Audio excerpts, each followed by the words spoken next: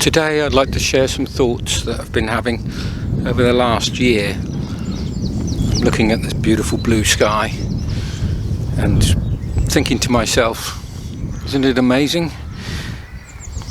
It's just so rich and just wonderful. And I wondered why this last year we've had more of this than I can ever remember. It dawned on me that it could have something to do with the lack of disturbance in the sky, lack of things flying through it that are not supposed to be there. And we have the birds and everything else going on as normal, but we don't have the aeroplanes. And so I've been pondering about aeroplanes and done a bit of research. It turns out that of all the emissions and pollution created by an aeroplane, 80% of it is on the takeoff. So it doesn't really matter how far you go, it's just as polluting. So short flights are no better than long hauls. They still produce a lot of the disturbance in the sky and put all the particulates right up in the atmosphere, which is the worst place to have them, where they have the most harmful effects. Now, when we look at the emissions, when we look at the amount of emissions, we find that the way CO2, carbon dioxide and carbon monoxide work, the engines produce carbon monoxide, which then is one molecule of carbon, the burnt carbon, one molecule of oxygen, which is unburnt in the process, and when that escapes from the engine, it combines with an oxygen molecule from the atmosphere. So for every 2 tons of fuel burnt, there's 3 tons of carbon dioxide. It just increases the amount. So I was wondering what this does to the atmosphere, as well as the scratching of the sky, making it grey rather than blue, stopping the sun coming in. I've discovered all sorts of things which I'm not going to go into detail here. There's plenty of information about it out there. The science is quite conclusive. But I was thinking to myself, why do we have this industry? What is this point of this flying all over the world at 800 miles an hour, and for what reasons? Is it to go and see beautiful skies and beautiful scenery and relax in the sun? Well, if we didn't fly anywhere, it looks very much like we'd probably have that here. It would save an awful lot of effort and a little money. So it got me to thinking about the pandemic and how that's spread. And for me, it just seems quite obvious.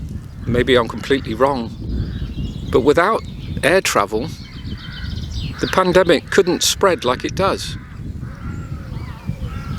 If the people that were moving around the planet were on ships that took 2 months to get from one continent to another, the cases would all be resolved before they landed. But with aeroplanes, you can travel the whole world within a day. And millions of people are doing it. So it seems without air travel, the pandemic couldn't have been anything like as bad as it was, or is.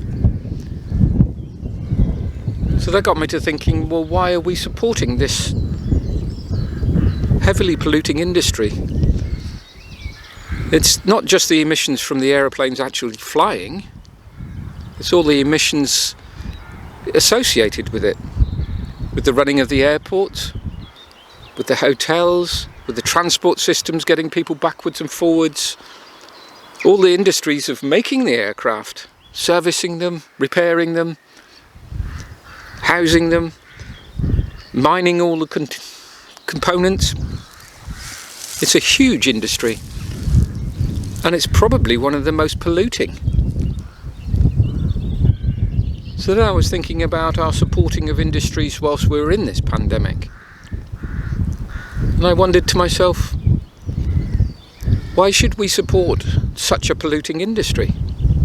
Yes, there are jobs involved, but there were jobs involved in many, many industries which have since been outlawed or curtailed due to their harmful effects. This one shouldn't be counted any different. It's just my opinion, of course. Probably doesn't count for much. But I am a little bemused at why people are so interested in getting back to normal, as normal is creating such a lot of problems.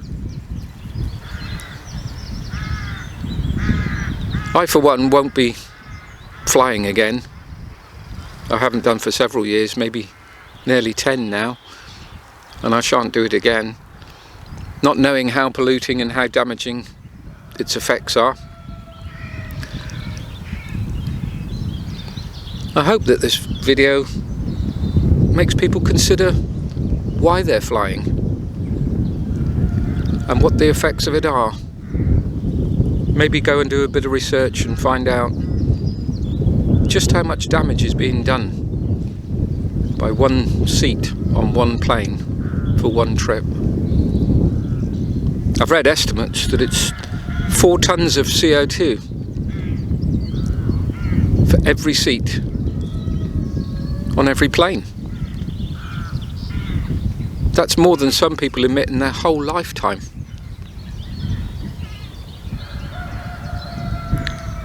I hope this gets people to consider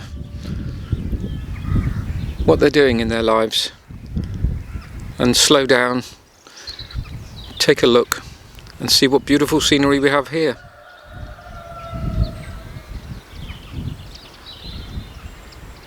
Thank you.